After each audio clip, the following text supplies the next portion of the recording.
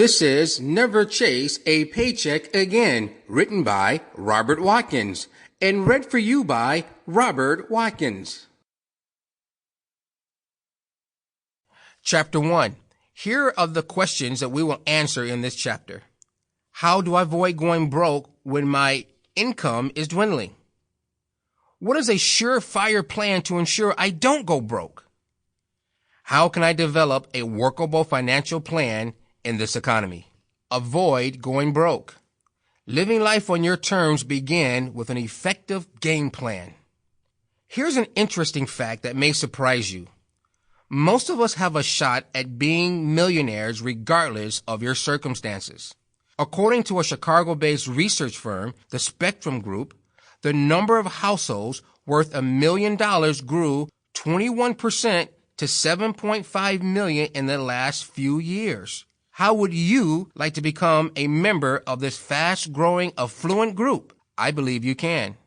It starts with the way you think. Wealthy people adopt certain attitudes towards life that helps them to avoid going broke. Aspiring to live the lifestyles of a Donald Trump, Bill Gates, or George Soros may not be your goal, but avoiding going broke and prospering financially should be. Let's examine the 5 attitudes of wealthy people that you need to understand to avoid going broke. Number 1, adopt a business attitude. The Federal Reserve says that the top 10% of the most affluent individuals in the U.S. own all or part of at least one privately held business. Only 12% of the remaining 90% of American families do.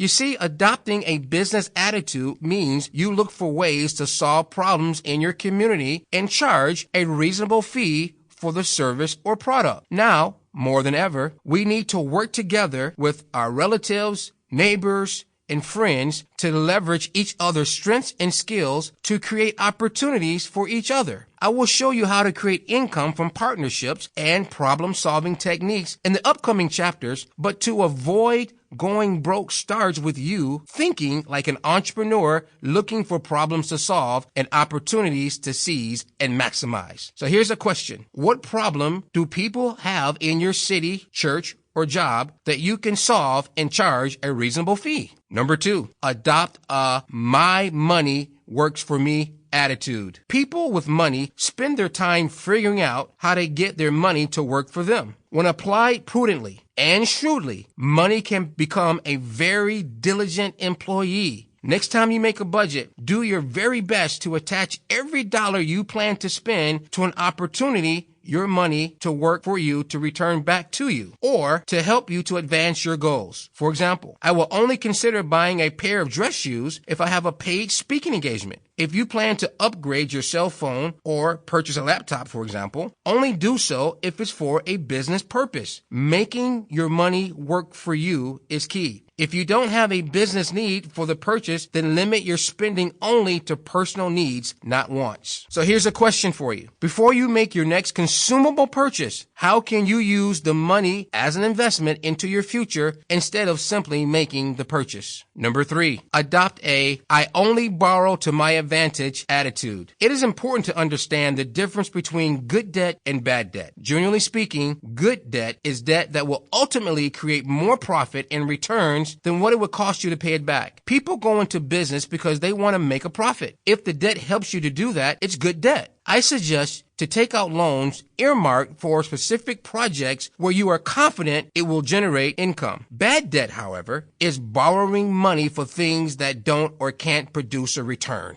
If the debt can't pay for itself, then it's bad debt. In other words, if the debt has to come from a personal income to pay off the debt, then it's considered to be bad debt. Borrow to your advantage. Your attitude towards personal debt, especially credit cards, should be to run the opposite way. A general rule of thumb seems to be to borrow money only if it's attached to a common sense business plan that will generate a consistent cash flow. So here's my question to you. Can you live with this principle? If I don't have the money in the bank, then it's best to wait until I do, even if I am never in a position to buy it. Number 4, adopt a saver's attitude. People with a saver's Sample complete. Ready to continue?